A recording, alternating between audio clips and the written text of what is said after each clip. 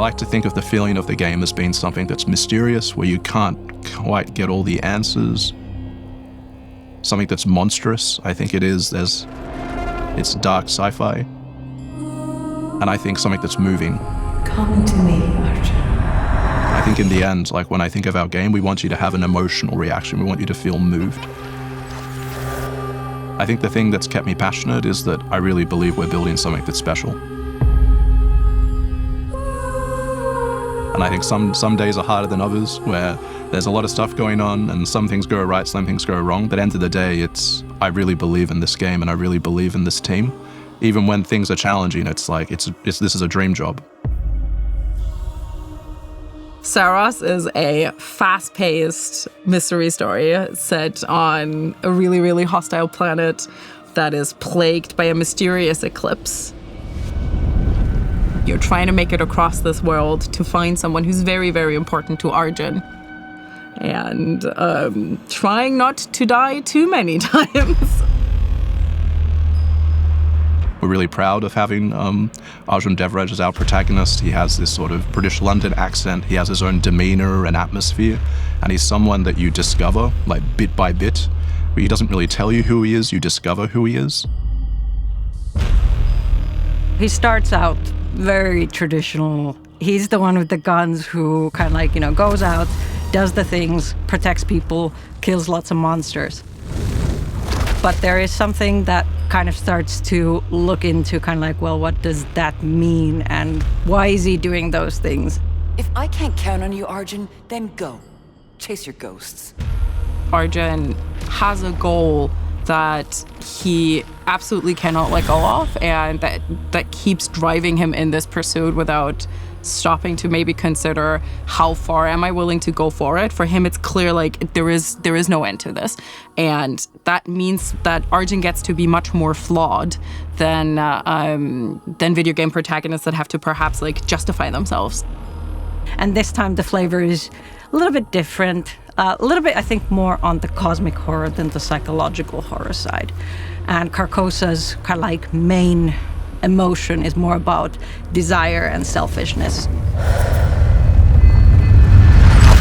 Carcosa is not a happy sunshine planet, despite how much sunshine there is on it. By the time Arjun arrives, there have been 3 previous missions to it to try and colonize this planet and find the resources that are valuable within it. Carcosa is a place of great value. It is also a place of great danger. It's a very not happy place where only misery awaits you.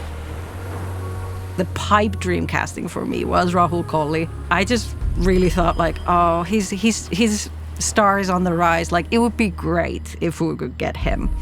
But he's probably too busy and he's too booked and blessed to join this like little game project that we have. But kind of like we put his name in the hat, and I didn't think that we would actually get him. And then I heard from Greg. He told us that he'd accepted it, and we couldn't tell anyone. But I was at home. I was outright yelling. I was so happy. And then I had to sit on that information for several years. I knew Housemarque wanted to talk to me, and that already was like, I had told my partner, and she was like, Housemarque. I had already made the decision, just based off who Housemarque were and what they'd done and what I'd played, that I was going to say yes, regardless of what they were going to pitch. As they were about to play a presentation showing me Saros and who Arjun was, I stopped them and said it's a yes. And I want you to know it's a yes before I hear what this even is.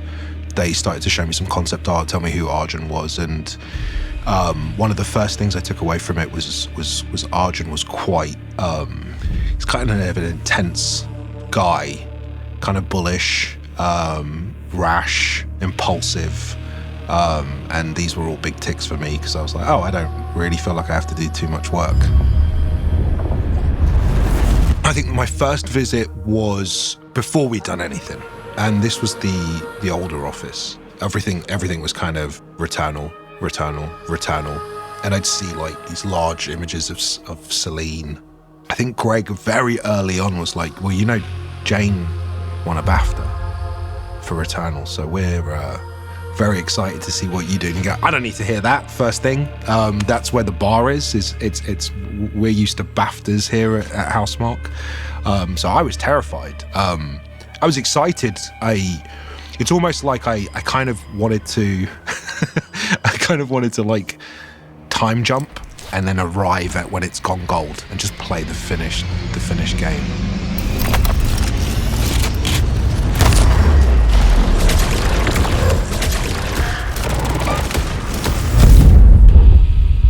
Previously, Housemarque has been experimenting with a lot of different smaller genres and classic arcade tropes. And then with Returnal, we had this giant leap into bigger markets, different camera. And with that, we were allowed to kind of dream bigger. Now, Saros is the culmination of all the things we've been perfecting on our way here. Housemarque's gameplay first. So the moment you pick up a DualSense, you should know you're playing a Housemarque game, which means it's very tight controls, satisfying audio-visual feedback, amazing action. That's critical. That's our legacy. That's who we are.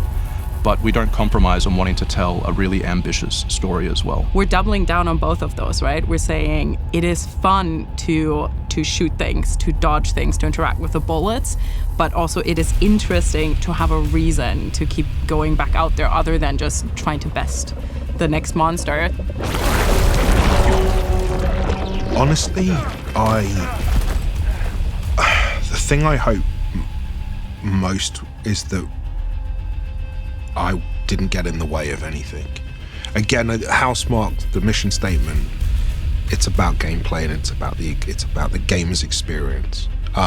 It's about exploring biomes, getting your butt kicked, and coming back for more and getting better. Overall, it should be a thought-provoking game with simple and fun mechanics, but then after, maybe some things will linger and keep you thinking about it. I hope that players will come out of this having found their answer to the question of the game, but not being fully certain if that is the answer. We're telling a mystery story, and I hope we're not holding your hand so closely that you don't feel like you had to do any of your own thinking in it. My secret heart's desire out of this project is that there will be people who play through Arjun's story and recognize something about themselves in him and maybe reconsider the ways that they treat others. So I hope they think about the story afterwards. I hope they go tell their friends, and I hope they go and argue on the internet about what it all meant. So if you feel mystery in our game, if you feel something monstrous, whether it's scary or whether it's a sense of empowerment, a power fantasy, and then lastly the sense of being moved, I think we've achieved what we set out to do with Saros.